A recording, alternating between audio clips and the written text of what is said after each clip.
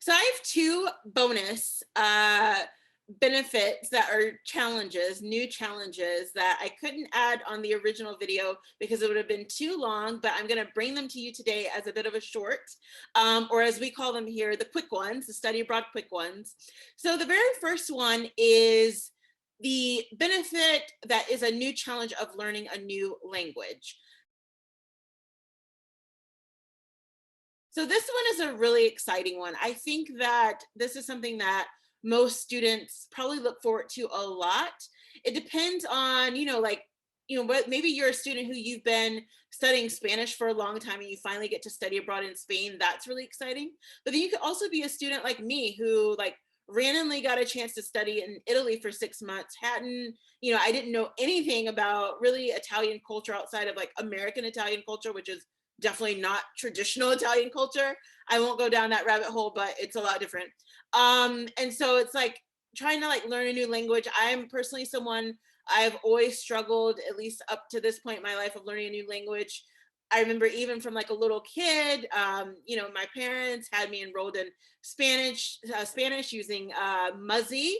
So they were these old VHS tapes. They were great. And I remember like going through some of the activities like almost every single day, because at that time in the 90s, like Spanish was like the new emerging language. And I've tried learning ASL, I've tried learning BSL, tried obviously learning Italian when I was in Italy. I just don't necessarily have the ear for it. I don't like to say that because I think that you can always learn. So I just keep trying right now. I'm trying to learn Arabic. So it's, off to a rough start, but we'll see how we go.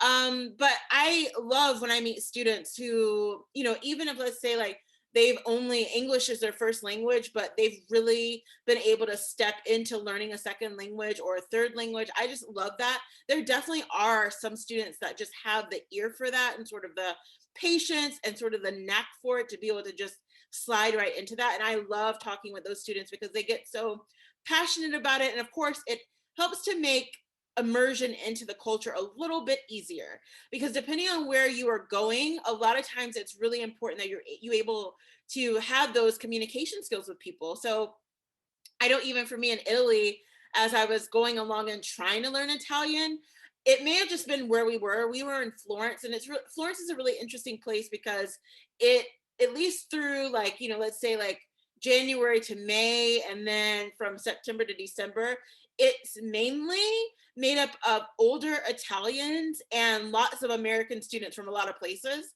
And so I know like how that can be for them. Like they get a little bit irritated because Americans in particular can be, especially American students, can be a little bit rowdy, no matter where we go, but especially when we're abroad. And so, it's like even when you would go into like shops and stuff and you attempt to speak the language, sometimes they would just be, like sort of fob you off and be like, I'm just going to speak English to you. And they just start off. And so it was a little bit discouraging where I just had to like put my foot down. And so it's like when someone would, I would walk into a store and I'd be trying to try the language and they would just speak to me in English. I'd be like, no, like Italiano, like, I want to speak in Italian. And so like, you just have to maybe sometimes do that. So depending on where you're going, definitely think about, if you're going to be able to learn a new language, definitely take that option. So if it's part of your program, do it. If it's not part of your program, but you still want to do it, figure out where, you may be able to do it. Is it online? Maybe they have some local classes. And if you're going to be doing that and you want some advising, click down into the description box. I offer lots of different sessions. So you can start out with 30 minutes. And then if you need more time, we can do that. But when I do the advising with students, it's not just specifically about applications.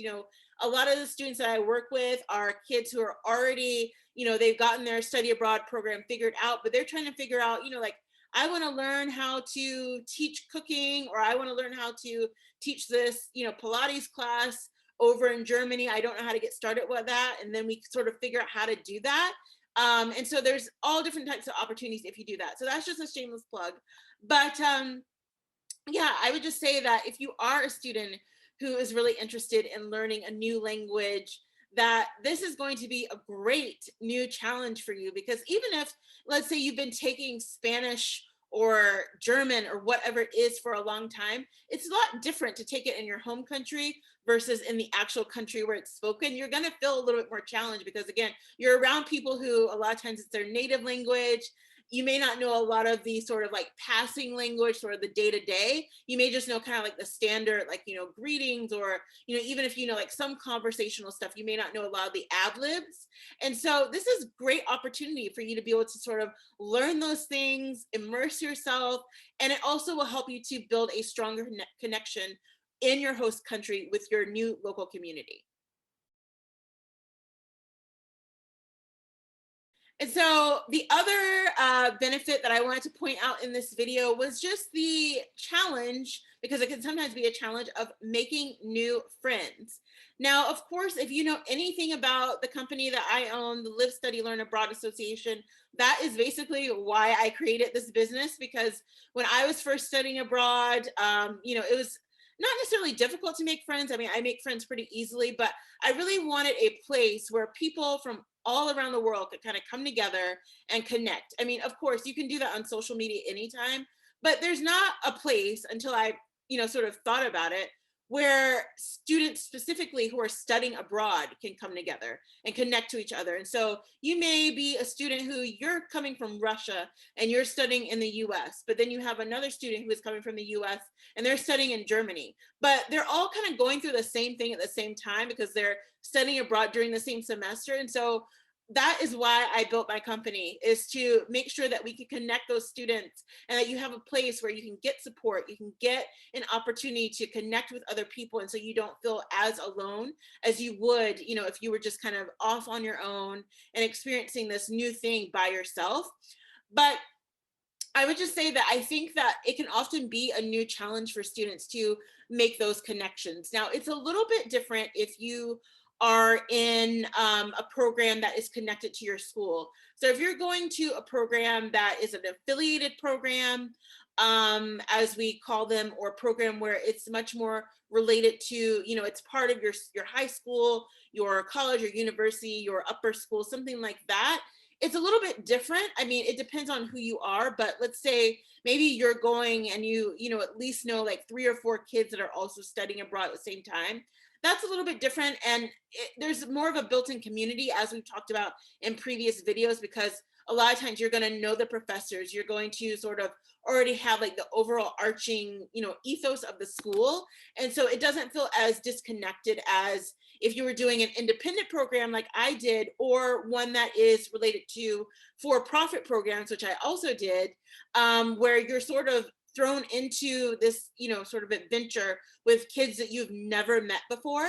And so it's a totally different vibe where you sort of have to go in, and depending on what your personality is, what you're into, it could be hard for a lot of students to sort of make those connections with people, sort of feel confident to be able to sort of establish like a baseline connection with people. And so I definitely encourage students to see this as a new challenge that you can conquer. So you can think about, well, how are some of the ways that I can do it? Are you going to be living with people? If you are, that is sort of your new, like your very like, sort of first baseline way of connecting with people. Because yeah, it is kind of weird. I admit, even myself, when I was in Florence, when I was in London, I was lucky to live alone. But in Florence, based on the program, I had to live with other people. And that was actually the first time, even throughout my entire college career, that I had to live with people. I got really lucky. Well, outside of a few internships, but those were really short. But sort of living with people for the first time for 5 months was really hard because, it was like, I had never really done that. And sort of having to build those connections was a little bit hard at first because we were from all different parts of the US and at all different stages in our college career, had all different types of experiences. And so it's all about just establishing common ground. And so I think that's important to do it. Definitely, get involved once you get to your host country, get involved on whatever campus you're at. So just as you would at home, make sure that, if they have any type of, sort of new student mixers, or if you have a chance to connect with your professors, or if they have any type of workshops, you definitely want to be a part of that as well. Try and, be visible, get yourself out there just so you can feel comfortable. And then I think the third kind of way that you can go about doing it,